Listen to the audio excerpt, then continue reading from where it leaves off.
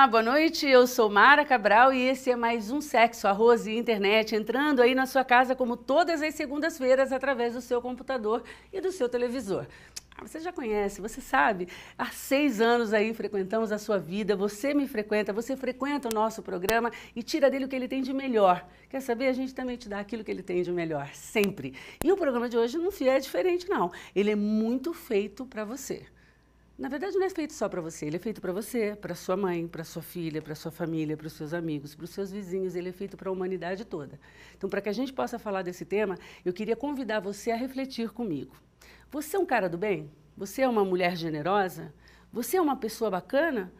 Sério? Você é do tipo que participa de muitas campanhas e faz doações em dinheiro, de alimentos e de um monte de coisa? Você se doa? Parabéns, parabéns, eu também sou. Mas tem algumas coisas que, para a gente doar, a gente precisa antes avaliar o quão disponíveis emocionalmente nós estamos. Fez algum sentido para você? Não, estou falando de dinheiro, não. Estou falando de coisa muito mais cara do que isso. Coisa que, inclusive, funciona muito melhor do que dinheiro. Quer saber? Vem comigo, porque vai começar agora o Sexo, Arroz e Internet. E o nosso tema hoje é: quando você doa, quem ganha com isso? Vem comigo. Aqui ao meu lado esquerdo, viu, Rosa Maria Gaetani? Hoje eu vou começar pelo meu lado esquerdo. Eu tenho o Carlos, que eu acabei de conhecer, nem gravei o sobrenome ainda, mas que está me dando a honra de participar aqui do nosso programa do Sexo, Arroz e Internet. Seja muito bem-vindo, Carlos. Muito obrigado, Mara. É um prazer estar aqui com todo mundo. E já eu falo por que o Carlos foi convidado. É porque ele é bonito, tem olhos claros. Eu adoro trazer homem bonito no programa. Não é nada disso, você sabe que não. Ó, ao lado dele eu tenho uma mulher bonita, porque eu também sou muito segura de mim, viu, Larissa? Eu também convido mulher bonita e me seguro, me aguento aqui, ó. Larissa, que também aceitou o meu convite, seja super bem-vinda. O programa hoje é nosso. Eu que agradeço o convite, Mara. Então, seja bem-vinda, porque à frente dela eu tenho uma outra pessoa que vai falar disso que nós abrimos a nossa abertura do programa com muita propriedade. Miriam. E a Miriam, eu acho que você já deve ter visto aí na mídia. Eu acho que ela é uma figurinha meio conhecida. Figurinha carimbada. Miriam, super obrigada pela sua presença, por ter aceitado tão prontamente o meu convite. Eu agradeço. Ao lado dela, eu tenho ela, que eu posso dizer, ela é enfermeira. A Miriam e a Larissa são biomédicas. O Carlos... Biólogo. E ao lado dela eu tenho a enfermeira. Gente, eu estava dodói esse final de semana, vocês viram pelo Facebook. Mas se eu tivesse convidado a Margarida na sexta... Margarida, obrigada por ter aceitado o meu convite. Pela oportunidade. Imagina, eu é que agradeço a oportunidade de estar com vocês, porque há muito tempo eu sonho em fazer esse programa, de verdade. Todo mundo sabe que eu trabalho na área médica, trabalho muitos anos na área médica, apesar da comunicação estar na minha vida, e eu sempre quis falar desse tema, que é o tema doação. Então, olha só, gente, olha o que eu consegui reunir nessa sala. Vamos comigo. Carlos, com que tipo de arrecadação você faz de doações? Eu trabalho com transplantes de tecidos humanos, principalmente córnea, pele e osso. Gente, córnea, pele e osso. Isso aqui em Ribeirão. Aqui em Ribeirão Preto, no HC daqui de Ribeirão. Eu vou arrancar, eu vou esfolar a sua pele de Por tanto favor, que eu disponha. vou perguntar, entendeu? Vai chegar no osso. A Vai chegar no Larissa, osso. né, eu vou chegar no osso, eu vou esfolar até chegar no osso.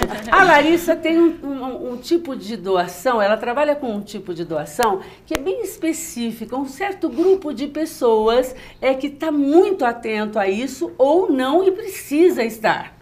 Fala pra gente, Larissa. E eu trabalho com doação de leite materno. Tá? Tomou? Não tomou. Você tomou da sua mãe? Ó, tem criança que não tem essa chance. E ela precisa dessa doação. É por isso que a gente vai falar disso. Muito. A Miriam, embora você já tá, mas eu conheço a Miriam. Eu sei que você conhece a Miriam. Eu também conheço a Miriam. Até porque eu sou doadora rotineiramente, dentro dos prazos que a gente já vai contar para você, daquilo que ela sempre me pede, que é do Hemocentro, que é o sangue. Sim. Né, Miriam? Eu sou a vampira do programa. A vampira do programa eu achei ótimo. Já a Margarida, que é mais séria de todas aqui, tá? A Margarida vai ter que contar pra gente qual é o tipo de doação que você solicita. Eu trabalho com doação de órgãos de doadores falecidos.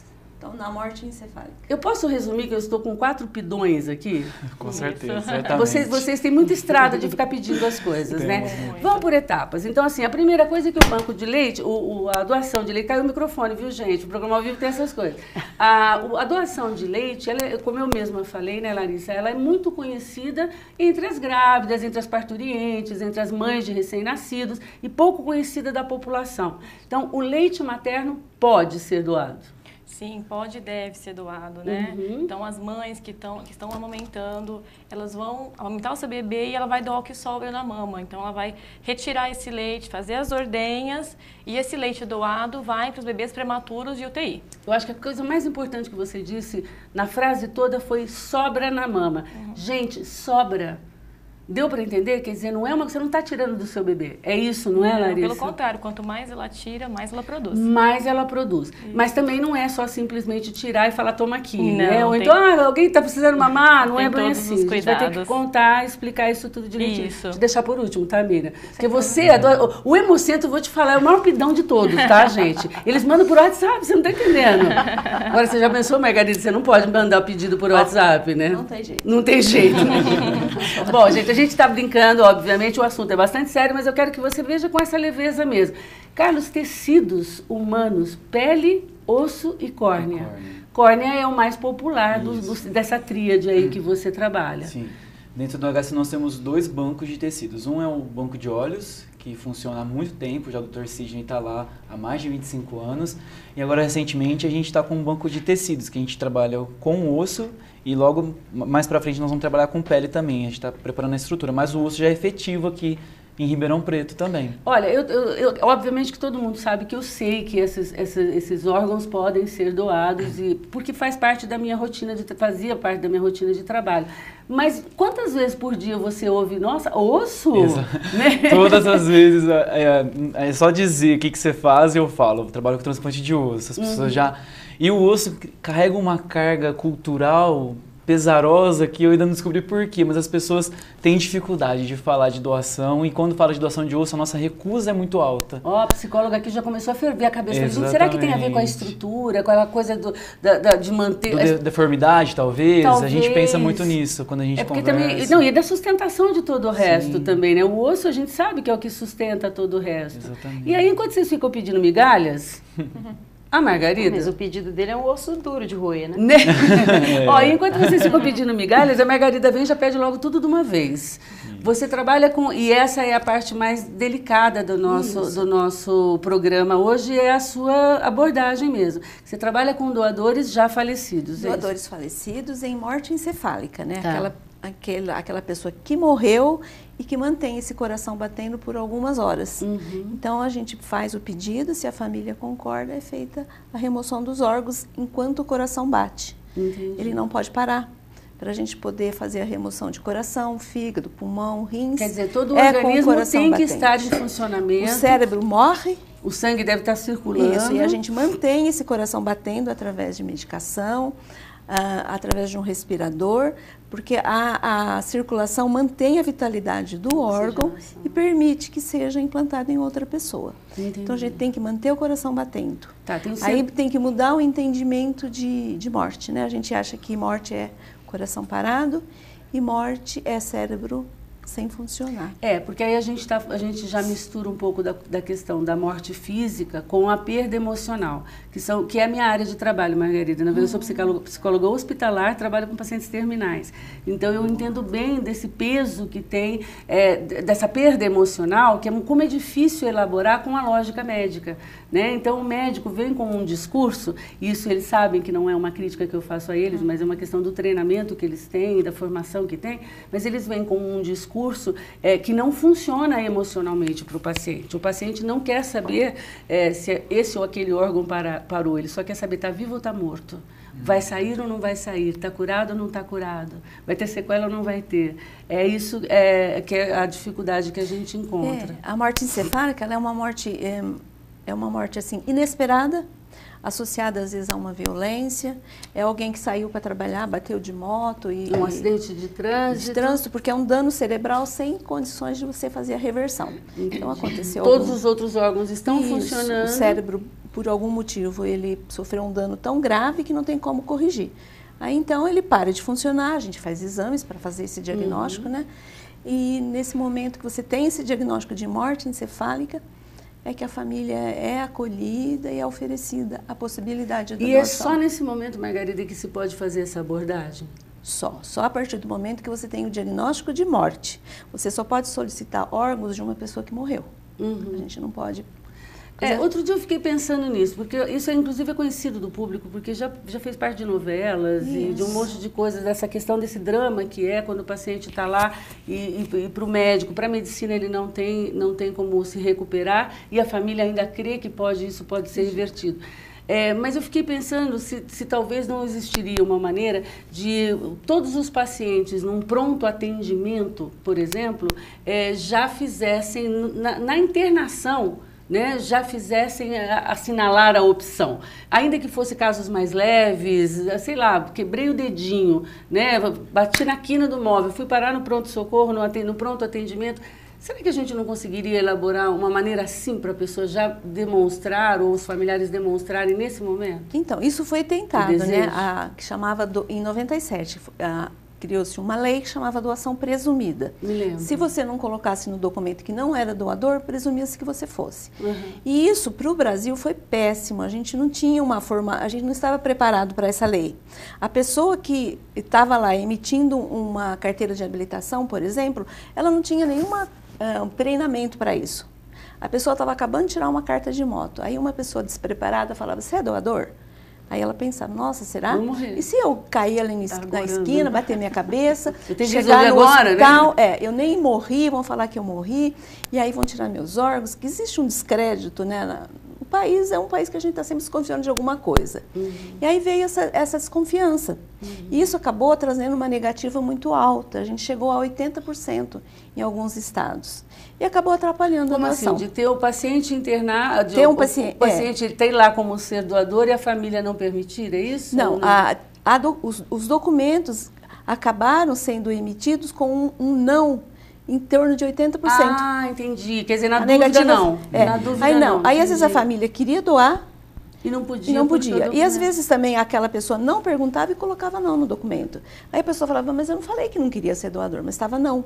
E legalmente a gente não podia, então, aceitar aquela doação. Entendi. Aí em 2001 essa lei foi revogada e hoje é só a família quem autoriza. Tá, então eu posso, por exemplo, manifestar o desejo de ser doadora após a minha morte na minha família, no meu âmbito só familiar. Na sua família. E aí, no momento em que eu sou, sei lá, se isso acontecer, a minha família pode se manifestar em meu nome, então. Isso. Se você puder fizer um documento, registrar em cartório, falando que você quer ser doadora, isso pode direcionar a decisão da família, mas não existe uma obrigação legal da família, da gente falar, vocês vão ter que fazer a doação. Vou fazer uma pergunta, já sei que eu tenho que ir para o intervalo. Vai ser difícil hoje, tá? Porque eu não quero largar meus convidados hoje. Vou fazer uma pergunta complicada, eu sei que ela é complicada. Mas imagina que se eu não manifestei e a minha família pode simplesmente manifestar por mim sem que eu tenha feito isso, é isso? Isso. Às vezes você vai conversar com uma família, a família fala, nossa, mas ele nunca falou nada, se queria ou não ser doador. E se eu disser não também?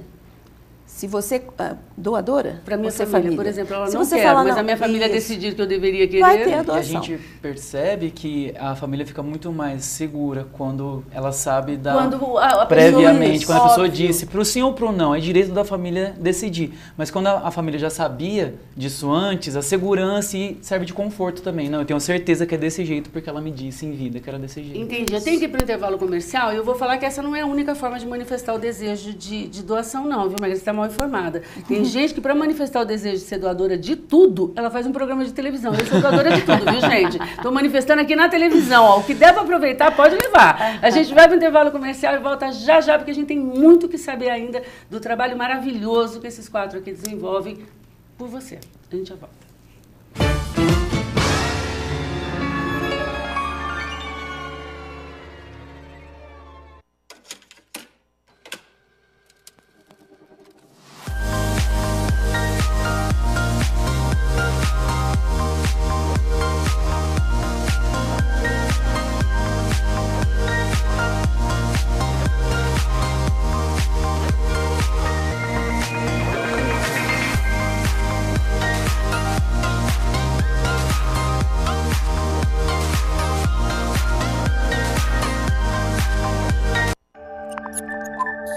TV Mais, paixão por Ribeirão.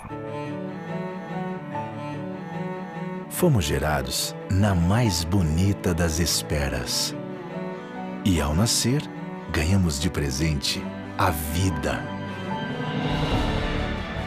Para desfrutá-la, é preciso apenas uma coisa: saúde. E colocarmos em prática a nossa vocação, que é cuidar. Hospital Unimed Ribeirão, um marco na saúde de todos nós. Aqui sempre rola um assunto surpreendente. Sempre tem convidados preparados para debater os mais variados temas. E uma apresentadora que dispensa comentários. Segunda é dia de sexo, arroz e internet, com Mara Cabral, ao vivo, na TV Mais, às 8h30 da noite. TV Mais, paixão por Ribeirão.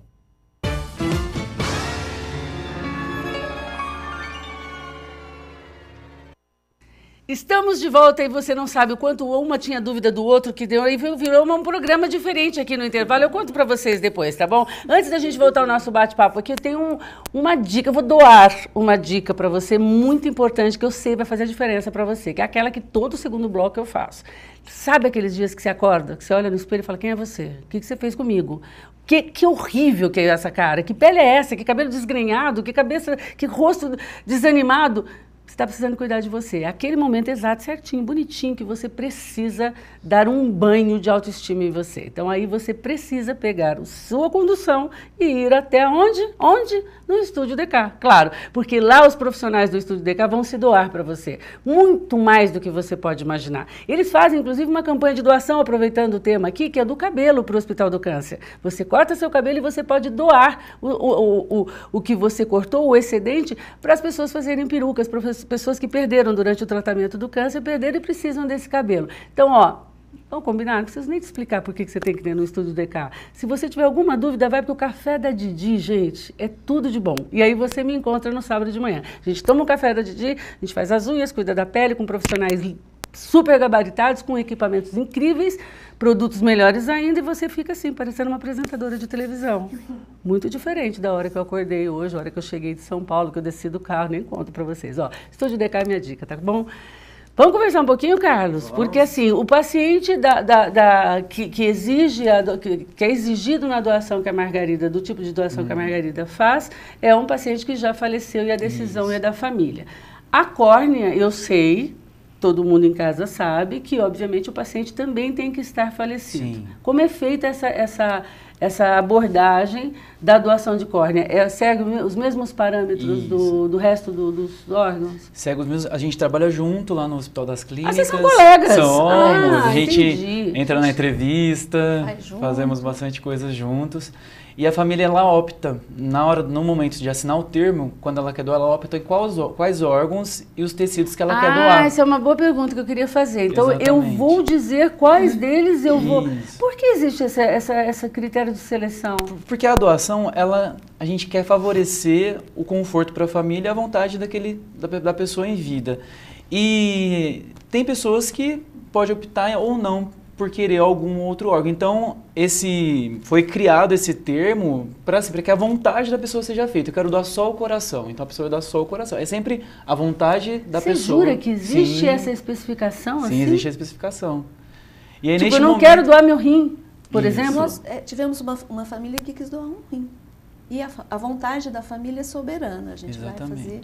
o que a família quiser naquele momento. Entendi. E a córnea, então, é separado do resto dos órgãos, no caso? Isso. Assim como todos os outros, né? Isso, funciona junto e é concomitantemente, a gente fala. A córnea, além da gente ter, igual a Margarida acabou de explicar, a morte encefálica, a córnea ela pode ser doada também depois que o paciente já parou o coração até 12 horas. Tá. Então, a gente faz a captação do paciente que teve a morte encefálica, mas a córnea a gente consegue uma janela maior, porque ela não tem sangue.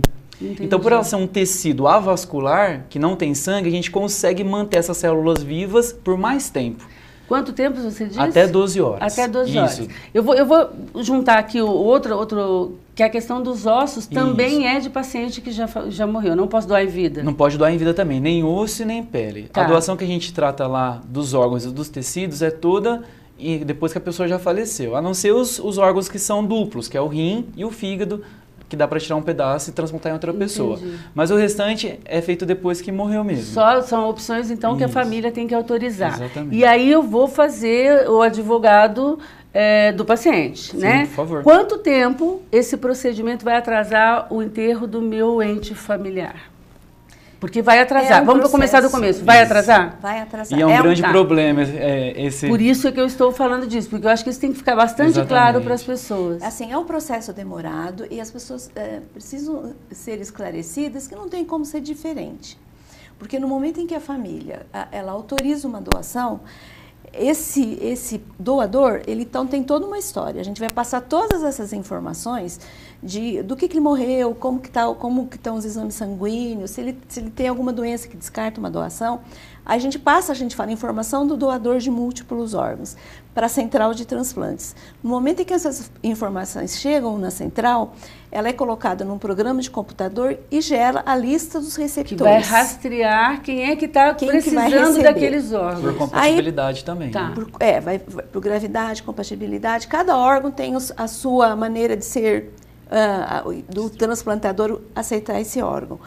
Aí, nesse momento, gera a lista de receptor. Então, às vezes, o doador está aqui no HC e o receptor está lá em São Paulo. Então, esse médico precisa ver se esse receptor está em condições de receber o órgão. Ele tem 1 hora para dar resposta. Se o receptor está com algum problema, um resfriado, uma pneumonia, ele não vai poder ser transplantado. Vai para o segundo da lista. E isso acaba gerando um tempo, que a gente estipula em 6 horas. Tá, vai então, demandando cada vez mais tempo e que a gente não tem como prever de quanto será. É isso. Aí a gente coloca, então, essa cirurgia para 6 horas após a assinatura da família. E isso não é um tempo fechado, porque às vezes, por exemplo, no caso do coração, precisa de transporte aéreo, precisa de uma série de coisas. Toda uma logística por trás daquilo que precisa a gente acaba atrasando essa cirurgia para poder acontecer. Outra pergunta que eu acho que é uma curiosidade de todo mundo em casa. O doador, a situação tendo acontecido aqui, o órgão tendo sido colhido aqui, ele vai para o Brasil inteiro? Dependendo da hora, sim. E é importante dizer, Mara, que quem vem buscar o órgão é o médico do receptor. Então, gente, eu preciso te falar que eu assisto Grey's Anatomy. Agora que eu entendi por que eu sei isso tudo. Sabe aquela série americana chama Grey's Anatomy? Gente, se vocês não entendem, vocês têm que assistir. Tem essa coisa do transporte da correria, o médico, aliás, o coração lá é lindo. E transporta de helicóptero, tem aquela coisa da conservação do órgão, não é? É parecido, isso. E aí, essa cirurgia, dependendo do número de órgãos que forem ser removidos, ela pode passar de 8 a 12 horas. Tá, então vai de fato atrasar. Então, a gente sempre dá uma previsão de 15 a 20 horas. E às vezes, a hora que você fala isso para a família, ela desiste da doação. Porque às vezes é uma internação longa, a família não aguenta mais o sofrimento.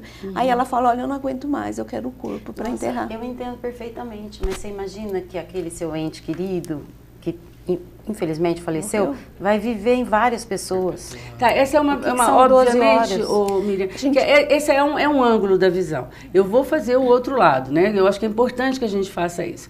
Na verdade, além do cansaço de uma internação muito longa, quando finalmente finda todo esse processo, a pessoa, não é que a pessoa quer se livrar logo daquilo, ela quer, de fato, ela quer fechar a gestalt, ela quer findar aquela história, até para que ela tenha condições de seguir a vida dela. O que eu acho que mais importante do que a pessoa nesse momento, porque eu acho que ela não tem condições emocionais para projetar essa coisa de meu parente, meu ente vai viver, é uma tentativa, mas ela não tem ainda isso muito forte.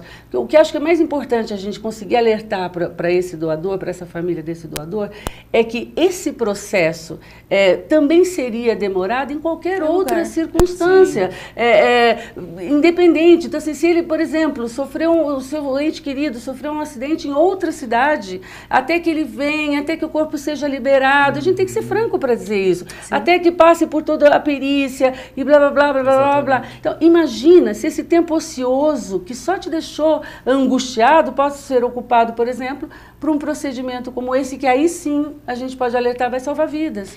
Né? Uma das colocações que a gente fala, olha, é mais uma noite de sofrimento, mas em relação às pessoas que vão receber, são anos. Uma vida. Né? E isso acaba, às vezes, a família consegue pensar um pouco melhor. Mas às vezes o sofrimento é tão grande que a família não dá conta. E a gente tem que respeitar essa dor também. A gente fica triste de não conseguir a doação por conta das pessoas que esperam por esse órgão. Mas até porque aquela vocês dor- estão acostumados com essa realidade. A população, de uma maneira geral, não vive essa realidade com tanta rotina como vocês. Que era o que o Carlos estava dizendo em relação dos mitos que se tem. A gente vai chegar em vocês não ficam aí confortáveis, vocês duas, não, viu? Desses mitos que as pessoas criam na cabeça dela.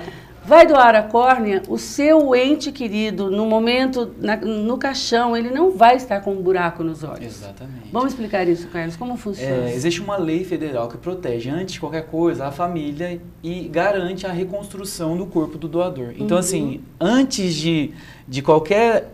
da gente querer que a doação aconteça, a gente quer que a doação seja uma facilitadora daquele luto. Se a doação for para aquela família uma forma de ajudar naquele momento difícil, que bom que doou. Antes da doação, a gente pensa nesse acolhimento. Então, faz parte desse acolhimento a gente Isso reconstruir. não é discurso, né, Não é Carlos? discurso, Isso é de prática. verdade. Tá. A gente pega na mão da família, a gente acompanha. Eu quero ver de novo, a gente leva para ver de novo. Isso é uma realidade nossa, que a gente vê todos os dias, né, Margarida? E faz parte desse acolhimento, dessa família que doou, a gente entregar esse corpo dignamente. Então, esse paciente doador não é de qualquer jeito, ele vai subir para o centro cirúrgico, é uma cirurgia que a gente faz, a captação dos órgãos é uma cirurgia como outra qualquer, com todo o respeito, a abertura da região abdominal, ela vai ser da forma cirúrgica, então assim, os padrões são os mesmos, e interessante que no caso, por exemplo, da córnea, dos ossos, que são onde as pessoas tocam, onde as pessoas veem, por exemplo, na córnea a gente tem uma prótese que a gente coloca no lugar da córnea e ela tem até o mesmo formato. A pálpebra, preencher, então, a gente fica, cola. o paciente Nós fica... mesmos colamos a pálpebra. A gente não deixa nem a funerária fazer isso. A gente mesmo cola pra gente garantir que foi bem feito aquele mesmo, serviço. Tipo, eu, Carlos. Isso, a pessoa que tá captando. Não, peraí, eu, Carlos, não é você. Eu também faço. Mas é o captador, né? Eu tô dizendo. Tô com por exemplo, medo que ele tem uma super poder. Né? Você não tá com ela aí, não, a super bonder, não, mas olha, é rápido, hein? Né?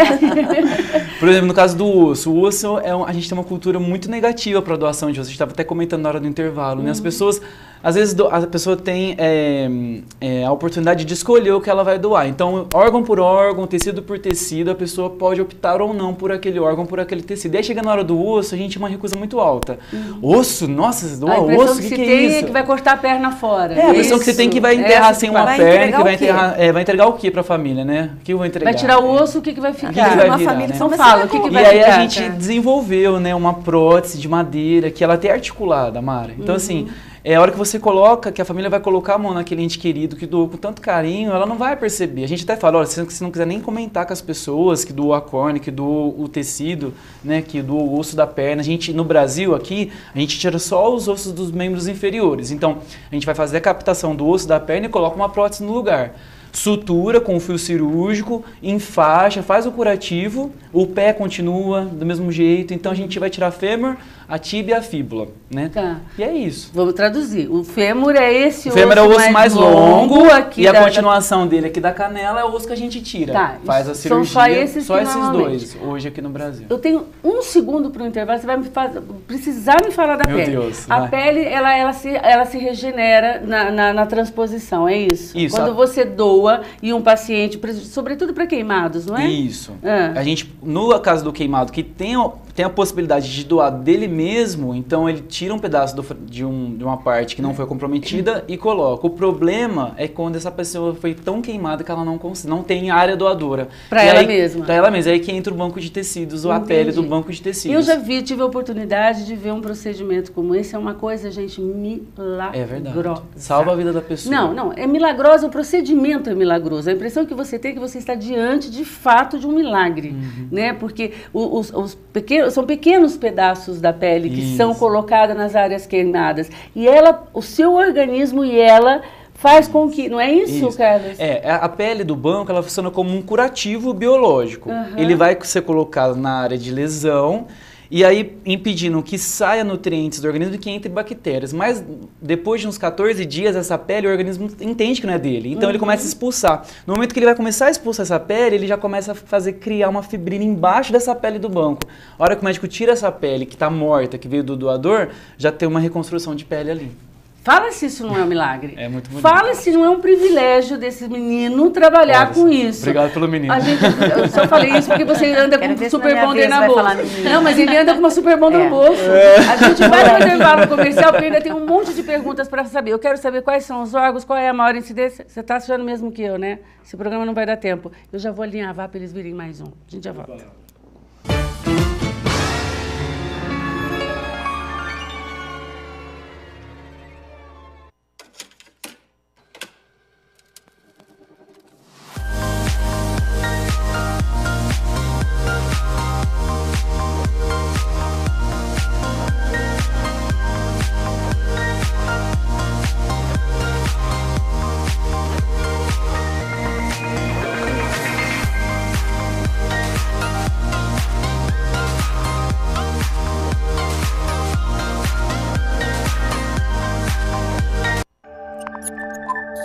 TV Mais. Paixão por Ribeirão.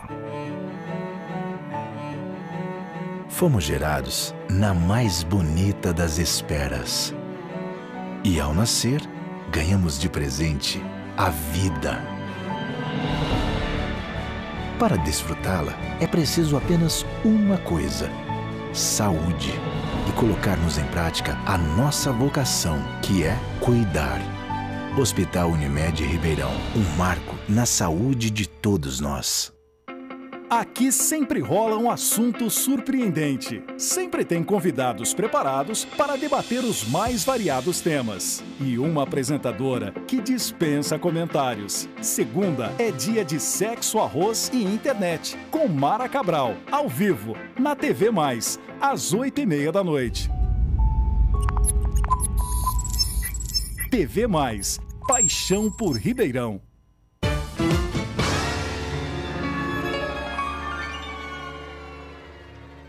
Estamos de volta. Você está tão afoito quanto eu, você está tão ansioso quanto eu também, porque só tem mais 2 blocos, eu ainda tenho mais 2 convidadas e ainda tenho um monte de perguntas que eu não fiz para os 2 primeiros. E eu preciso de dar uma dica, então eu vou rapidamente nessa dica para te dizer o seguinte: antes que esse momento aqui chegue, esses 2 momentos cheguem, você precisa cuidar da sua saúde.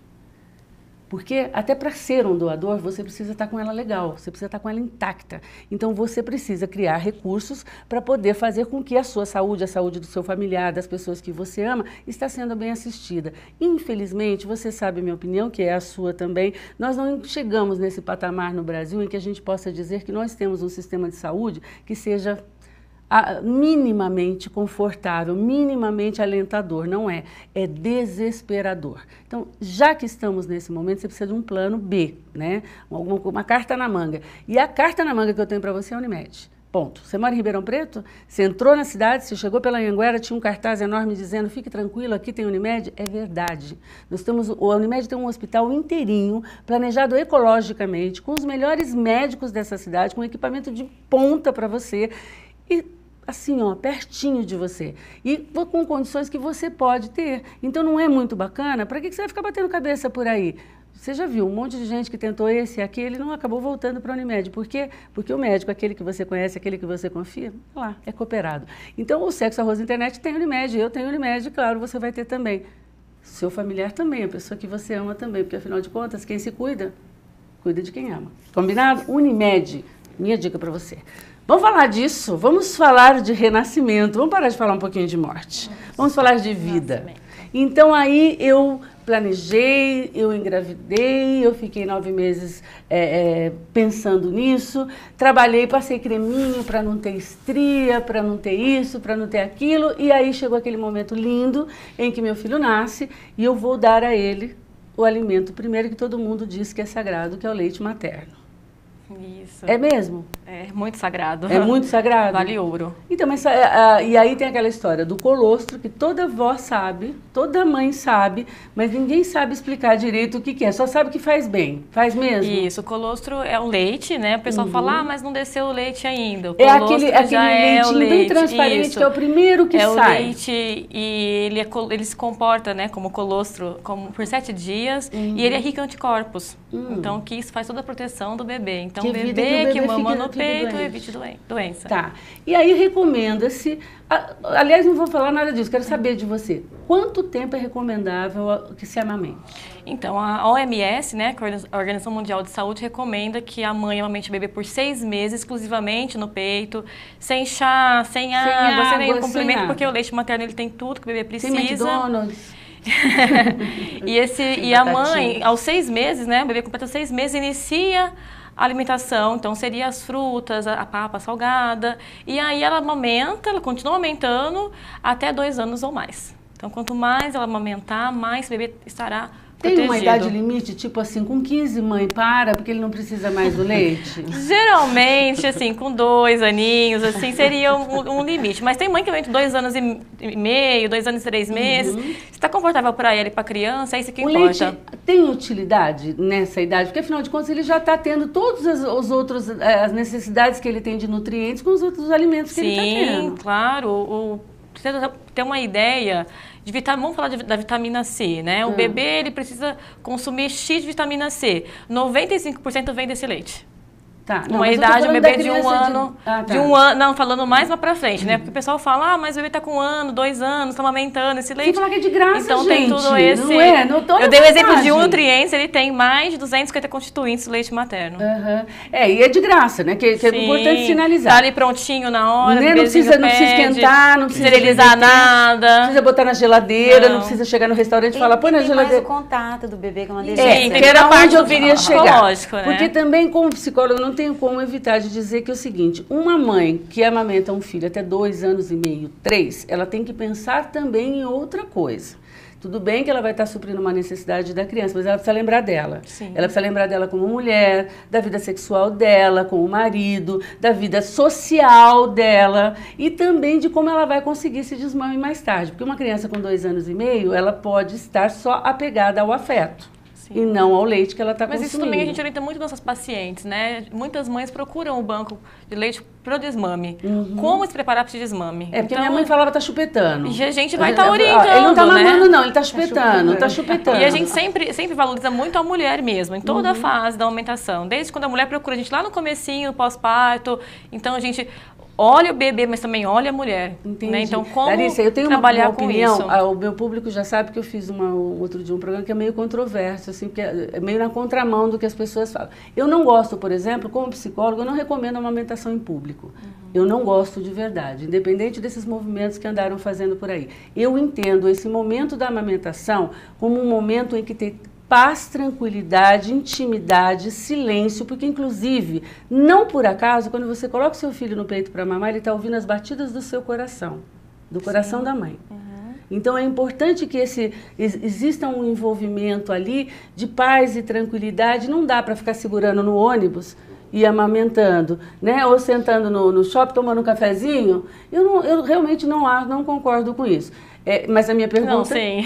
Cada um tem a sua a minha pergunta, opinião, obviamente, que o estigma da amamentação, tudo isso para perguntar a você, o estigma da amamentação diminuiu muito nos últimos anos, ou não? Dessa coisa da mulher estar amamentando não virou mais uma coisa escondida, não mais, né? Não, uma coisa muito natural para as mulheres, né? Então, a gente se preocupa muito no atendimento. Para as mulheres e para o resto da população. Também para a população, a gente observa essa mudança por causa dos partos naturais, eu acho que das redes sociais, hoje as mulheres falam muito isso.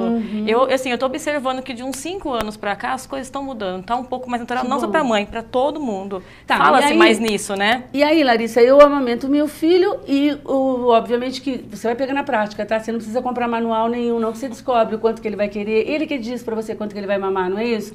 Quanto que ele quer, se é nas duas, se é uma só. O tempo de mamada, os intervalos. E aí sobra. Independente das escolhas que ele faça, se ele mamar meia hora em um, meia hora no outro, vai sobrar leite da mesma forma. E o que eu faço? Bom, e aí onde entra a importância, aí onde entra a Larissa, gente, tá? Do nosso trabalho. Aí chama a Larissa, diz que Larissa. Então, as mães que estão aumentando, está naquela fase que está estabelecendo a amamentação, e é onde o bebezinho mama e ela sente que a mama continua cheia ainda. Onde ela procura o banco de leite, olha, eu tô com leite sobrando. Então, o banco orienta todos os cuidados de coleta, ela não precisa ir no serviço, ela pode tirar em casa esse leite. Ela mesma? Ela mesma. Tanto é que quando a mãe entra em contato para saber como realiza a doação, a gente já pergunta, você sabe retirar esse leite? Caso ela não saiba, ela vai até o serviço para a gente poder estar orientando. Mas a maioria das mães que ligam já sabe retirar esse leite manualmente ou com o uso de bombas elétricas ou bombas manuais. Isso. E esse leite, ele é retirado, qualquer volume que ela tira após mamada, ela vai colocando num frasco de vidro que o banco fornece. Ah, pode juntar de uma mamada para outra. Pouquinho. Não é aquela coisa, tirou um pouquinho, leva lá, tirou um pouquinho, leva lá. Não pode não é também eu entrego um frasco para ela, nossa, eu vou ordenhar de uma vez só. Não, pelo contrário, ela vai tirar o que sobra mesmo. Não, gente, não é exame de urina que você precisa encher todinho, né? Não, isso, qualquer quantidade é suficiente. E aí a gente tem um volume para poder pasteurizar no banco de leite esse leite. Mas se ela for juntando de pouquinho em pouquinho, ela junta o volume que a gente precisa. Passa por um processo de pasteurização? Sim, todo um processo de pasteurização, controle físico-químico, microbiológico, até chegar no nosso receptor, que é o prematuro. Que é uma coisa importante que a gente fala, né? O quão diferente do leite genuinamente materno, direto do peito, ele fica? Ai, pergunta estranha. Bom, se tem alguma perda. Na pasteurização, né, a gente tem todos os cuidados na coleta para poder minimizar essas perdas, né? Então, se a mãe seguir corretamente o que a gente orienta, esse leite vai ter quase nenhuma perda. Na pasteurização, tem uma pequena perda, mas é insignificante. Entendi. Tá? Porque esse pensamento... Mesmo assim, o que fica é suficiente para o bebezinho estar lá na UTI. Entendi. Que esse pensamento, Larissa, na verdade, eu estou fazendo uma projeção de pensamento da pessoa comum, da mãe que está amamentando e que está sobrando leite. Ela pode imaginar, não, então, peraí, vai pasteurizar o negócio, né? Pasteurizar já dá um sentido figurado, né? Uma coisa de estragou o que era natural e pasteurizou, né? E, então vou dar direto. Por que ela não pode amamentar o filho da colega? Por conta das doenças. Então, que eu acho que é importante a gente falar isso. Por isso que a pasteurização ela entra tanto para inativar bactérias patogênicas que a mãe pode, por acaso, contaminar na hora da coleta, por mais que a gente fale da higienização, caso aconteça, é seguro, porque esse leite é pasteurizado. E também, por mais que a gente faz toda a triagem sorológica dessa mãe, entrevistas, como o banco de sangue, a gente tem um diferencial, que a gente pasteuriza, então a gente pode inativar também os vírus daquele leite. Então, o leite chega prematuro, seguro. Entendi. E ele vai para o neném que está na UTI, que por alguma razão a própria mãe, não pode amamentar. Isso, as mães prematuros, elas acabam tendo um parto, né, antes do tempo, então a mãe emocionalmente ela tá abalada, tá? Isso prejudica a produção. Às vezes, por mais que a equipe do banco de leite, a equipe da ginecologia, obstetrícia, que trabalha com aquela mulher, a equipe de enfermagem, para estar estimulando, manter a lactação, muitas vezes isso demora um período, né? Então, com isso, é onde entra as doadoras em cenário que vai estar ajudando esse bebê. Eu acho que o que comprometeu e atrasou um pouco esse processo também da produção do leite da própria mãe, me permite uma inferência, já que trabalhei na área de UTI, de neonatais, exatamente porque é muito novo, é muito recente essa questão do toque, do contato da mãe com o recém-nascido, com o neonatal lá na UTI. E é muito recente essa coisa. Quando eu comecei a trabalhar nessa área, os bebês eram identificados por número. Né? Nem nome eles tinham no bercinho. O contato com a mãe, da mãe pegar a criança que está entubada, a criança... É uma coisa recente, eu estou falando de 15, 10 anos. E hoje já está acontecendo, e hoje já está tem a humanização dentro da UTI, o toque da família, né? Que a gente envolve a mãe, o pai, os avós, os irmãos também fazem visita dentro da UTI. Então, a gente coloca o bebê em canguru, né? Então, o bebê que está estável já vai para a mãe no contato pele a pele. Tudo isso vai estimulando a produção do leite também. Entendi. Ele vai chegar aqui e vai fazer assim pra mim, mas eu vou pular rapidinho pra ela, porque no próximo bloco eu quero um número. Já sei, não precisa me avisar. Hemocentro. Hemocentro é velho colega meu. Sim. Aquele velho colega rabugento. Você não vai vir me ver? Quem dera ele fosse velho colega de todo mundo. Ele é um velho colega meu. Eu sou doadora. Sim. Então, qualquer pergunta que eu faça vai ser uma pergunta retórica, porque eu conheço todo o processo. Sim. Mas vamos falar da questão da necessidade. Todo mundo sabe que o HC, que o Hemocentro, vive com necessidade de estoque. O que a gente tem batido na tecla, que todo mundo não sabe, é que o Hemocentro de Ribeirão Preto abastece 33% do estado de São Paulo. É que o Hemocentro de Ribeirão Preto precisa agora, com mais a região de Taubaté, para abastecer de 11 mil bolsas por mês. O que todo mundo não sabe é que quando acontece um transplante como o que eles acabaram de vir, conta pra gente, quantas bolsas são disponibilizadas? Para um transplante de fígado, nós temos que reservar para o receptor, do tipo sanguíneo do receptor, 50 bolsas de sangue, para que o próprio médico possa começar o transplante. Para um transplante de medula, nós reservamos 100 bolsas do tipo sanguíneo. Então, eu sou doadora, eu vou até lá, eu tenho um tipo específico de sangue, obviamente, embora às vezes eu acho que eu tenho sangue de todo mundo, sabe? Mas eu vou lá, dou e deixo lá. No caso, quando a Margarida ou o Carlos precisam, no caso de um transporte, de um transplante, eles vão pedir e você vai direto naquele estoque específico daquele sangue que o paciente precisa. Sim, o receptor, ele vai receber o órgão, se o receptor é negativo, ele tem que receber o sangue do tipo ABO e do RH dele, né? Que eu acho que é isso que a população tem, é uma inferência minha, tem uma dificuldade de entender, que na verdade o seu sangue, que é diferente do meu, que é diferente de qualquer um é muito necessário. Porque todo mundo tem um sangue diferente, a gente nunca sabe quem é que vai precisar. Então não tem essa coisa de, o meu sangue é universal, ele é bom, eu dou porque todo mundo usa, eu não, porque o meu é complicado, não é todo mundo que tem. Não é assim. Se nós formos ver que o A positivo é o sangue mais comum dentre a população, ele é 54% da população, desculpa, 34% da população, é questão matemática. Qual a probabilidade de ter mais A positivo precisando de sangue? Não é verdade? O O negativo, a dificuldade do O negativo é porque ele é o doador universal. Numa emergência, numa urgência, em que a pessoa chega com hipovolemia ou chega babando, como a gente diz, né, no hospital, não dá tempo de vou ver o tipo sanguíneo, você vai passar um tipo O negativo. Primeira coisa que você tem que fazer é repor a volemia da pessoa, fazer com que o coração dela não pare, depois você corre atrás do prejuízo. O HC do campus, ele consome aproximadamente, só o HC do campus, 2.500 bolsas mês. Entendi. Eu tenho que ir para o intervalo, Denis? Já? Eu queria só perguntar uma coisa para você antes da gente ir, porque no próximo bloco eu quero falar de números e quero direcionar as pessoas para que elas possam se tornar doadoras a partir de hoje, quem não seja. Né? A questão do banco de sangue, o que muito me preocupa, é porque as pessoas vão falar isso, mas dói, não dói? Porque leite não dói. Não sei, né? Algumas mães que têm... Dói! Às vezes Era exatamente o que eu ia falar. Responde com uma palavra, dói ou não dói? Uma picadinha. Dói. A gente vai para o intervalo comercial e a gente vai explicar o que é esse doer, que é parecido com o doer que a Larissa sinalizou aqui. Tá bom? A gente já volta.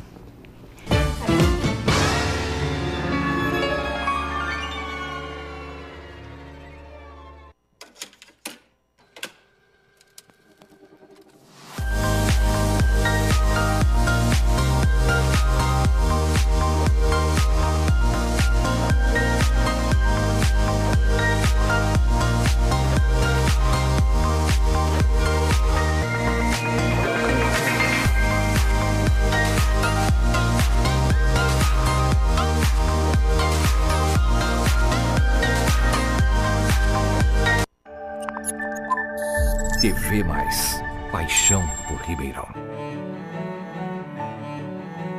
Fomos gerados na mais bonita das esperas. E ao nascer, ganhamos de presente a vida.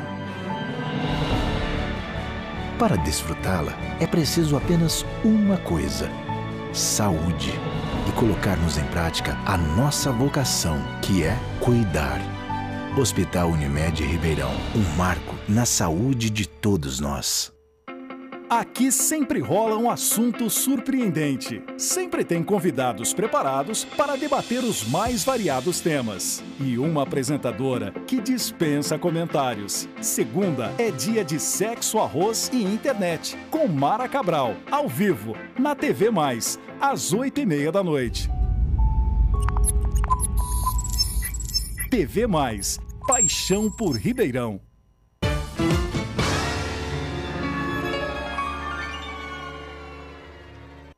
Estamos de volta, esse é o último bloco e eu sei que você deve estar pensando, Mara, você não vai fazer os parabéns dos aniversários dessa semana? Não, eu quero que você, aniversariante, meu amigo virtual ou não, que aniversaria essa semana e a próxima, sinta-se presenteado com esse programa de hoje. Esse é o meu presente para você. Para que você... É seu aniversário? Foi dia 15. Ah, parabéns, parabéns. Mas na terça-feira tem uma criatura que eu não posso deixar de parabenizar, com a permissão de vocês. Feliz cumple-me, querida, te quero, te estranho um montão. Que é minha afilhada, que é argentina. Candela, te quero, meu amor. E que ela aniversaria na terça-feira. Vou mandar o link para ela poder ver, mas eu vou ligar para você, a gente vai ficar horas conversando, tá bom, meu amor? Te amo, te quero. Bom, vamos voltar aqui porque a gente tem só mais esse bloco e antes da gente abrir ele eu quero perguntar para vocês, vamos continuar esse programa pelo amor de Deus? Vocês me doam mais esse tempo de vocês, por favor? Então tá, quero falar algumas coisas bem pontuais em relação ao Hemocentro com propriedade porque eu sou frequentadora da casa. A gente passa por algumas etapas. Você que nunca doou precisa saber disso. A primeira coisa, você vai chegar no Hemocentro e você vai estacionar e você não vai pagar o estacionamento. Me corrija se eu estiver errado. Não, tá certo. Porque vocês têm um convênio, sim. É isso? Tá, porque isso é uma coisa que eu ouço sempre. O nosso posto de saúde, o nosso posto de coleta da Quintino Bocaiúva, que fica entre a Marechal Deodoro e a Floriano Peixoto, tem 3 conveniados. Um em frente, um na lateral da Marechal e um na lateral Endereço, Quintino Bocaiúva... 470. 470. Você saiu da sua casa, foi para lá. Quais são, para que eu decida ir, quais são as condições básicas para eu chegar lá e falar que eu quero doar? Como eu preciso estar? Estar bem de saúde. Se você não tiver feridas pela pele, se você não estiver resfriado, não estiver gripado, se você não tiver feito nenhum procedimento, é fácil você guardar assim. Qualquer coisa que possa ser porta de entrada ou que tenha sangrado, até uma limpeza dentária. Se sangrou, espera uma semana. Tá? Porque tudo isso é porta de entrada para bactéria, para vírus. E que pode contaminar o sangue. Pode contaminar o sangue. Nós estamos saudáveis, uma gripe, por exemplo, em uma semana você vai fazer o ciclo dela, você está bem. Mas como que eu vou passar uma bolsa cheia de vírus de gripe para uma pessoa que está, por exemplo, com leucemia? Vou chegar aí. Eu quero só lembrar para as pessoas de casa que assim, isso não é uma informação inútil. Você engana quem pensa isso. Eu dou há anos, de 3 em 3 meses, é isso? De 3 em 3 meses. E acredita que da última vez eu saí da minha casa determinada com a minha carteirinha, peguei meu carro, parei no estacionamento, não paguei o estacionamento, enfrentei a filhinha que tinha lá, passei por tudo, chegou na entrevista, ela falou, e aí, tá tudo bem? Eu falei, tá, tipo, a entrevista passa por mim, né, como eu passo por ela todas as vezes. E tá tudo bem e tal. Ela falou assim, alguma machucadinha? Eu falei, não. E tinha um esparadrapo no meu dedo, como é que chama aqui? Um band-aid. Aí eu falei... Não, na verdade tem isso. Eu encostei na grelha do fogão e deu uma queimadinha e saiu a pelinha. Ela falou, posso ver? Eu falei, mas eu só tenho esse band-aid. Você vai me dar outro? Ela falou, eu preciso ver. Eu falei, tá bom, então você vai me dar outro. Aí tirei. Ela olhou e falou assim, tá aberta, você não pode doar. Eu falei, oi? Saí chorando. É frustrante, não é? Mas pensa, olha, a Mara uma doadora. Como é que ela comete uma gafe dessa? Passa despercebido. Então, a importância da entrevista é fenomenal. Você precisa falar a verdade. Por quê? Bom, não porque nós achamos que você seja mentiroso. Mas é que vocês são indiscretos. Tem que deixar claro que eles são indiscretos. Nós somos chatos, indiscretos e muito criteriosos. Mas quando a pessoa fica brava, eu pergunto, se amanhã for seu pai, seu filho, sua família, como você quer que eu do Hemocentro trie a pessoa que vai doar? Porque o sangue, ele é um veículo que não só salva, mas que pode matar. Então, por que a gente pede? Seja sincero na entrevista. As pessoas às vezes pensam assim, eles vão fazer exame de todo o sangue doado? Sim, mas existe alguma coisa que não depende da minha química, do meu exame, depende sim do seu organismo. Por exemplo, se você hoje... Peraí, vai fazer o exame de todo o sangue doado? Todo o sangue doado. Nós fazemos os exames sorológicos das doenças que são transmissíveis pelo sangue. Eu vou precisar te interromper, porque senão o programa vai acabar e eu vou ficar com essa pergunta eu não posso... Pois não, fica à vontade. Que eu devo para a comunidade gay que vai no meu Facebook, todas as vezes que eu posto campanha de doação, eles vão até lá queixosos, chorosos, sentidos e magoados. Eu também fico. Se todas as bolsas são testadas e ser gay não é sinônimo de ter AIDS, por que eles não podem doar? Porque nós seguimos critérios do Ministério. E isso não é uma lei dos hemocentros, é uma lei federal. Então, todas as pesquisas epidemiológicas que no Brasil, Canadá, Inglaterra, tanto na Europa quanto nos Estados Unidos, elas identificam que o maior índice de contaminação ainda... Que é o tal do comportamento de risco. Por HIV é entre... não seriam gays, homossexuais que a gente fala masculinos, né? Hoje homem, hoje... Ainda, porque eu vi que não, que esse aumentou o número de mulheres contaminadas. Então, no entanto, qualquer pessoa, seja hétero ou seja homossexual, que passe pela entrevista criteriosa e seja grupo de risco, nós não somos preconceituosos, nós temos precaução. É diferente. Não vai doar. Seja homem, seja mulher, seja hétero, seja homo. É muito tênue. Sim. Miriam, você concorda? Concordo plenamente. Que a linha é muito Mas a tênue. lei e as pesquisas são feitas para que a gente siga. Então, eu também lamento. Eu também acho que não é porque você é gay ou tem uma opção sexual diferente que você está contaminado. Até porque um heterossexual pode ter uma vida promíscua. Sim. Muito mais. Sim. É um comportamento de risco. É um comportamento de risco. Por isso a gente diz, por isso a gente é invasivo nas nossas entrevistas. Você teve relação sexual com mais de tantas pessoas no período X? Tive. Você não vai poder doar. Lá no Hemocentro, guardem bem, ninguém está interessado se você é bonito, feio, loiro, alto, moreno, negro, qual é a sua opção sexual. Nós estamos interessados em captar, colher um sangue de melhor qualidade para pessoas que a gente nunca viu, que a gente não conhece, que a gente sabe que está precisando viver. Então, eu não tenho nada contra você, não é nada pessoal. Pode ser que amanhã essa pessoa que esteja precisando de sangue, esse sangue que eu estou tentando colher com a melhor qualidade, seja o meu filho. E que eu nem estou sabendo, seja eu mesma. Então a gente tem que pensar que doação de sangue não é para ter benefício algum, não é para salvar vidas, tá? Quando você vai ao Hemocentro... Não tenha dúvida. Não, eu estou dizendo dos exames. Existe a janela sorológica, que se você hoje tiver o vírus de HIV, você teve um relacionamento sexual de risco.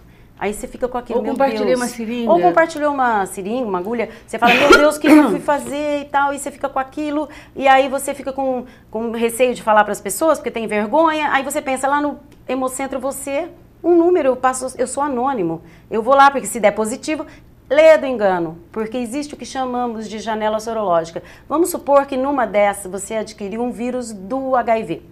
Você leva quase um mês, 28 dias, para produzir anticorpos, que é a célula de defesa quando você adquire um vírus. E o nosso exame não detecta, porque o que a gente busca é o anticorpo. Esse sangue pode ser passado para E aí você vai estar se enganando, porque o resultado vai vir falso negativo para você, e você vai retardar o seu tratamento, e você vai estar passando para 3 pessoas. Gente, eu tenho que terminar, e vocês não sabem o quanto eu estou chocada com isso. Eu precisava de mais tempo. Por favor, Nathalie Pilan, minha chefe, dona da TV Mais, eu preciso de mais tempo. Até porque agora, gente, a novidade é que nós vamos estar também pelo canal 522, juntinhos lá, ó, com os outros canais em HD. Vamos estar no 522 a partir de quanto, Bruno? A partir de amanhã? A partir de amanhã esse programa não, mas o que eles vão voltar já vai entrar no 522 também, tá bom? Essa é a novidade. Não posso terminar porque eu preciso saber como é que eu faço telefone e endereço para doação de leite. Bom, o telefone do Banco de Leite é 3610-8686. 3610-8686. E o Banco de Leite fica na Santa Luzia, 387. Santa Luzia, continuação da 9 de julho, Isso. ali, ó. Procura a Larissa. O Banco A gente de Leite fala, do HC. diz que é Larissa. 328, como que é? 387. 387. Isso, mas Então, as mães não precisam ir até o banco, elas né? podem ligar. Elas podem ligar, porque às vezes tá com um bebezinho pequeno em casa, difícil de sair, a gente leva o frasco, depois busca o leite. Tá, elas são quase uma mãe, gente. Esse povo lá do Uma Banco de madeira Leite. ambulante, elas são. Ó, claro que no caso de vocês, a gente não tem que dar... Dúvidas, né? A gente No não caso tem... de dúvidas, não dá pra ligar, não dá pra ir lá e esclarecimentos. tal, não é nada disso. Mas a gente precisa deixar, fazer com que as pessoas saibam que qualquer mito que elas tenham construído, ligar pra gente. podem ligar lá para desfazer. Vai ter gente- alguém que pode atender e dar essa Sim, orientação? a gente dá muita aula também, solicitar aula para escola, empresa, a gente vai falar de doação de órgãos onde qualquer pessoa Eles são chamar. facinhos, gente. São A gente é facinho. Nós somos os É isso, bidões. né, Margarida? Mais ou menos é isso. Precisando, a gente faz essas... Tá. E o telefone é Capacitação. 3602-2777. 3602-2727. 2777. 2777 e você liga lá e tira todas as dúvidas. Você conhece alguém que sofreu um acidente, que a mãe, o filho, que está com um parente, às vezes o seu colega, a pessoa que você gosta, não tem condições emocionais de pensar nisso, faça isso por ela, liga você, tira as dúvidas e faça você essa informação perfeita, correta, para quem você conhece, para os seus amigos. Olha que bacana, isso é um caminho que pode encurtar muita dor. né? Ao invés de você esperar a situação toda acontecer, se antecipa, né? Você tem um amigo, um parente que está com outra pessoa doente, muito mal no hospital, vai se informar. No caso da necessidade, você já vai ser o abraço que esse seu amigo vai precisar. Olha que legal essa orientação, né? Não? Bom, banco de sangue, a gente já deu o telefone e queria dar de novo. O Hemocentro, para você tirar qualquer dúvida, ligue no 0800. Tá. Né? Informação, dúvida, reclamação, sugestão, 0800 979 6049. Para o leite também tem que estar com boa saúde. Quais são as condições, rapidinho? Sim, a mãe tem que estar com condições de saúde, né? Favorável, não tem nenhuma doença infecto-contagiosa, do álcool que sobra. E, ó, e tá amamentando. Alegar que o filho é ciumento é mentira, porque bebê não tem ciúme, não, né? Acabou? Acabou. Gente, a gente acabou. Vocês viram que sofrimento? Semana que vem, vocês já sabem como é que tá funcionando. Se o programa for ao vivo novamente na próxima segunda, eles estão de volta conosco. Se não, vamos reprisar esse e na outra segunda eles estarão, porque eu tenho milhões de perguntas para fazer, inclusive que eu recebi pelo Facebook de amigos que souberam que eu viria. Eu preciso deixar registrado antes de ir que esse programa foi o programa que eu almejei fazer desde a primeira edição do Sexo, Arroz e Internet. Desde a primeira vez que estive no banco de sangue aqui de Ribeirão Preto, lá no Hemocentro, para doar, e olhei em volta e vi que tinha ali, num dia de semana, pessoas como eu, como você, pessoas que estacionaram seus carros importados e outros que vieram de ônibus, sentados ali, alguns com as unhas perfeitas e outros comendo as unhas. Ali calmamente esperando ser chamado por uma senha para levantar, para te tirar dentro deles mesmos suco da vida, que para a gente é tão farto, circula naturalmente fácil e que para muita gente faz a diferença. Quando eu vi a disponibilidade dessas pessoas, eu disse, eu preciso fazer um programa para lembrar você que você tem uma obrigação com a vida. Não é só com a sua, é com a de todo mundo. Então vamos fazer isso juntos? A gente segue nessa missão. O programa termina por aqui, infelizmente, mas eu sigo com vocês na minha rede social, meu coração aqui dentro do Sexo, Arroz e Internet, na casa de vocês. Muito obrigada pela permissão e a gente volta, se Deus quiser, na próxima semana. Muito obrigada, viu, gente, pelo meu convite. Bora doar. Bora doar, gente, bora doar!